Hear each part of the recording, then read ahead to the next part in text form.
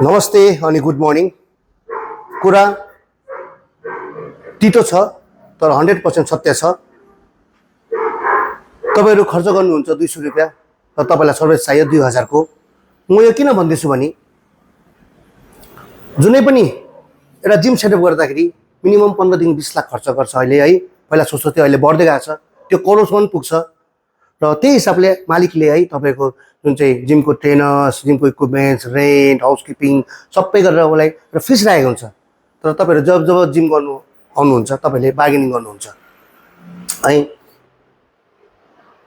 अहिले हाम्रो इन्डियामा 5G चल्दैछ, जस्तै जापान चाइनातिर 10G चल्दैछ।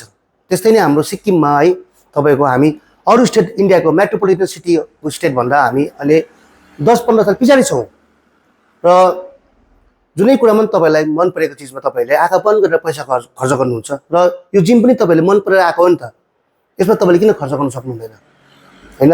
जुनै कुरा तपाईहरुको खाने कुरा जीवन सर्भिस चार्ज लाग्छ, त्यस्तै हाम्रो पनि सर्भिस चार्ज लाग्छ नि हैन।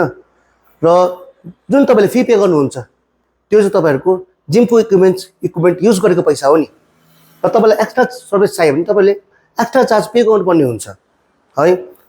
र सपोज तपाईलाई राम्रो चाहियो, तपाईलाई रुटिन चाहियो या एक्स्ट्रा टिम चाहियो भने तपाईले पर्सनल ट्रेनर हायर गर्नुपर्ने हुन्छ। साथै तपाईलाई रुटिनको लागि तपाईले पे गर्नुपर्ने हुन्छ है। त्यसै त ट्रेनर राखिदिएको हुन्छ जेनरल ट्रेनर हरेक जिममा है तपाईलाई सर्भिसको लागि। तर तपाईले अझै बेसी खोज्नुहुन्छ, त्यो चाहिँ किन? त्यसलाई त फेरि पे गर्नु मान्नु हुँदैन, पैसा कुरा आउँदा बार्गेनिङ गर्नुहुन्छ। र एउटा मालिकले याद हुन्छ कति साह्रो पर्छ जिम चलाउनु है। तपाईको पैसा ठिक टाइममा नहुँदाखेरि रेन्ट दिनुपर्ने हुन्छ, मेन्टेनेन्स छ, सामान बिग्रियो भने तपाईहरु कराउनुहुन्छ, सामान बिग्रियो तर तपाईले ठिक टाइममा पैसा पे गर्नु हुँदैन। यो मैले भन्नु किन भने म इन्टायर सिक्किमको फिटनेस फ्याटर्निटी है बडी बिल्डिङको फ्याटर्निटीबाट बोल्दैछु, किनभने एज अ ट्रेनर 21 साल भइसक्यो, मलाई याद छ कसरी जिम चल्छ भनेर है। र म जति पनि हाम्रो पर्सनल ट्रेनर छ उहाँलाई म यो रिक्वेस्ट गर्न चाहन्छु एज अ पर्सनल ट्रेनर है म आफै भएकोले गर्दा तपाईले आफ्नो एउटा रेट राख्नुहोस् होला। तपाईले केमा तपाईले मास्टर गर्नु भएको छ त्यो हिसाबले तपाईको रेट राख्नुहोस् होला र त्यसैलाई तपाईले क्लाइन्टलाई चार्ज गर्नुहोस् होला।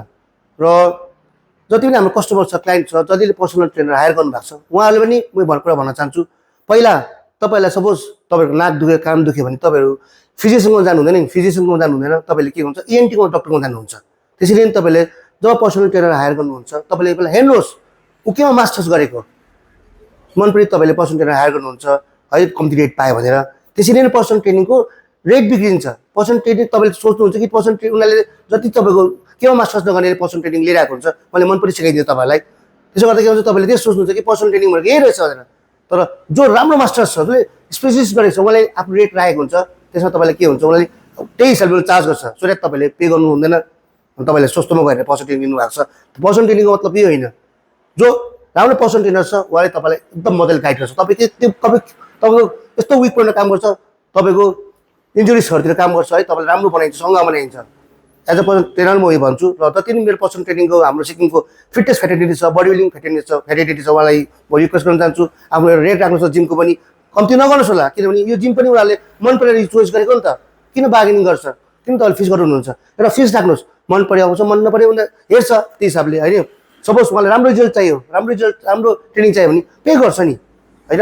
र यति भन्न चाहन्छु जति पनि हाम्रो सिक्किममा जिम चलाउनुहुन्छ अनर्सहरु छ, फिटनेस इन्डस्ट्रीको हाम्रो पर्सनल ट्रेनर छ, राम्रो पर्सनल ट्रेनर छ सिक्किममा नि हाम्रो, उहाँलाई भन्न चाहन्छु है आफ्नो रेट राख्नुहोस् होला।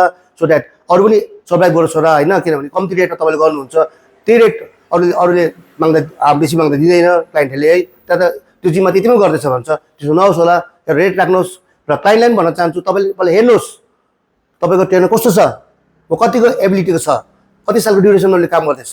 र आँखा बन्द गरेर नगर्नुहोस्, किन हेल्थ स्पेल तपाईलाई याद छ, नत्र फेरि भेलोर कुद्नु पर्ला पछाडि है। सबै हाम्रो सिक्किममा त कमन छ अहिले भेलोर बिमार भयो नि। आफ्नो बिजी सेड्युल 1 घण्टा दिनु जिममा।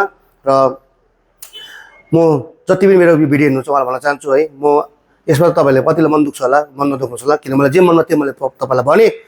खुबै चाँडै आउँछु नेक्स्ट भिडियोमा राम्रो फिटनेस टिप्स लिएर। र त्यतिन्जेल तपाईहरुको विकेन्ड इन्जोय गर्नुहोस् होला। धन्यवाद।